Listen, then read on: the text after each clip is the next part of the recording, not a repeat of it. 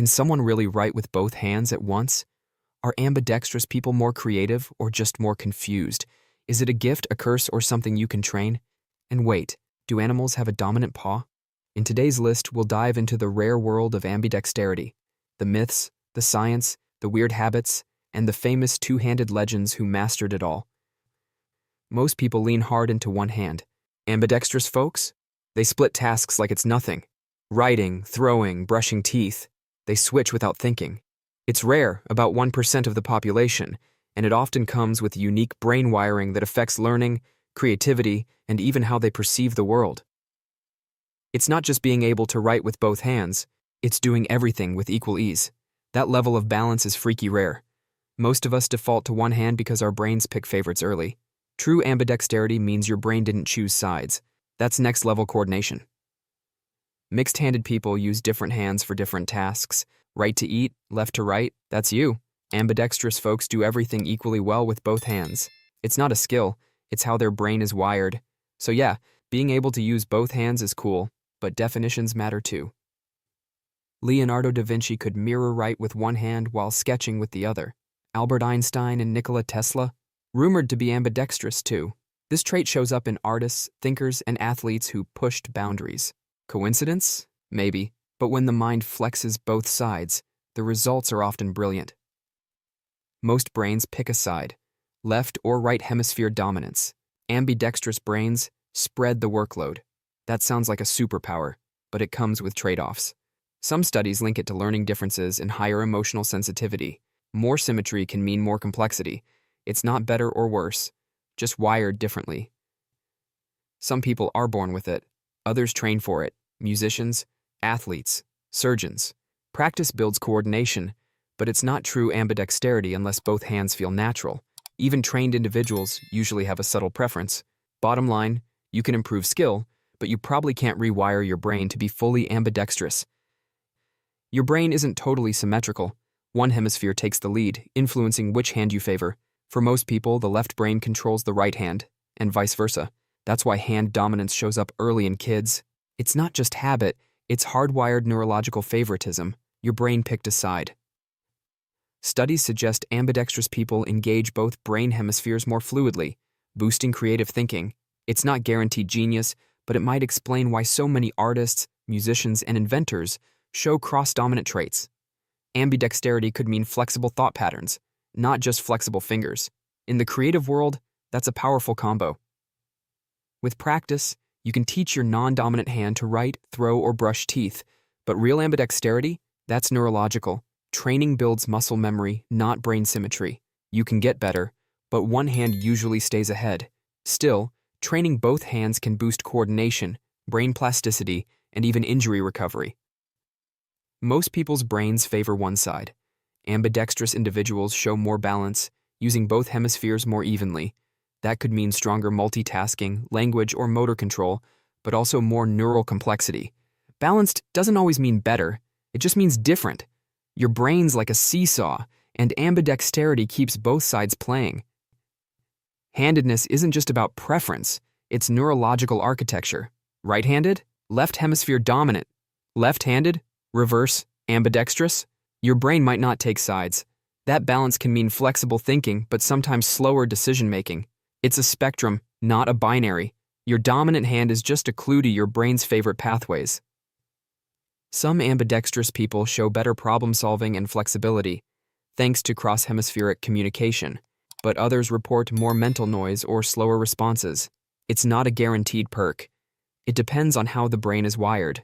Being able to write with both hands is cool. Being able to think with both? Cooler. But you want to know what else is awesome? Liking, sharing, commenting, and subscribing. Seriously, it really helps the channel out. There's no single ambidextrous gene, but genetics play a role. Studies show handedness runs in families, and some genes influence brain symmetry. Still, environment and early development matter too. You might inherit the potential, but how you grow up determines whether it activates. Nature and nurture are both at play. Teachers often push kids to choose a dominant hand for consistency. Switching hands can lead to slower writing, sloppier results, and confusion in early learning. It's not about limiting kids, It's about helping them build efficient habits. But in rare cases, forcing a preference can backfire. It's a balancing act. Boxers switch stances mid-fight. Baseball players bat both ways. Basketball stars dribble and shoot ambidextrously. It's not just skill, it's strategy. Using both sides throws opponents off. In sports, ambidexterity means unpredictability. If your brain lets you go both ways, your game just doubled. Coaches call it double trouble. Throughout history, ambidextrous thinkers were seen as gifted. From warriors wielding two swords to scholars writing mirror text, they symbolized balance. Some even believed ambidexterity showed divine favor or mental superiority. Science doesn't go that far, but the idea stuck. Two-handed mastery still feels a little superhuman, doesn't it? Sure, using both hands is cool, but it can confuse the brain. Some ambidextrous folks struggle with decision-making, fine motor control, or switching tasks. In kids, it may even delay writing or reading. Balance comes with trade-offs. The world's built for single dominance, and ambidextrous people sometimes feel stuck in the middle. Language processing involves both hemispheres, and ambidextrous brains often have better crosstalk between sides. That could mean quicker vocabulary access, better accent mimicry, or faster adaptation. But research is mixed. Brain flexibility helps, but learning still takes effort. Ambidexterity might open the door, but you've still got to walk through. Ambidextrous people often have messier handwriting, especially when switching hands. It's not about sloppiness, it's motor confusion. Each hand follows slightly different muscle memory. Over time, some develop two distinct writing styles. It's fascinating but frustrating. Mastering both hands means mastering two paths, and neatness isn't always part of the deal. Some say ambidexterity means a more flexible, adaptable brain. Others point to slower processing speeds or higher distractibility. The truth? It's complex. Ambidextrous brains are wired for balance, not brilliance. Intelligence isn't about handedness. It's how you use your strengths. Two-handed doesn't always mean 2 steps ahead, but it sure looks cool. Some switch hands mid-task. Others eat with one hand and write with the other at the same time.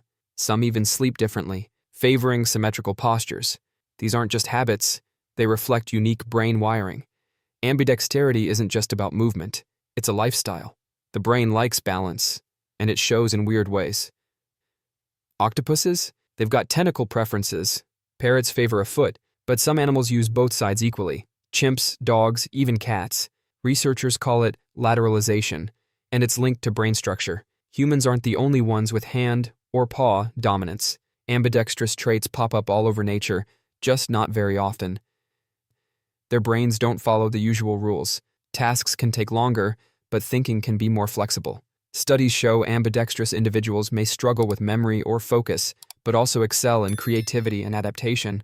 It's not black or white, it's gray matter doing its thing in ways we don't fully understand. Michelangelo sculpted with both hands. Escher sketched mind-bending illusions using either. Even some modern graffiti artists switch spray cans mid-tag. For these creators, ambidexterity wasn't a trick, it was a tool. When art flows through both hands, the brain gets out of the way. That's when the magic happens. Ambidexterity isn't just muscle skill, it's neuroplasticity. The brain forms new connections, strengthens weak ones, and bridges gaps across hemispheres. That takes time, repetition, and mental rewiring. It's not easy, but it's possible. With enough practice, anyone can improve coordination. Full ambidexterity? That's rare, but partial mastery is totally trainable. And that's a wrap for today. But don't worry, that was just the tip of iceberg. For more jaw-dropping discoveries, check our other videos, and don't forget to subscribe us.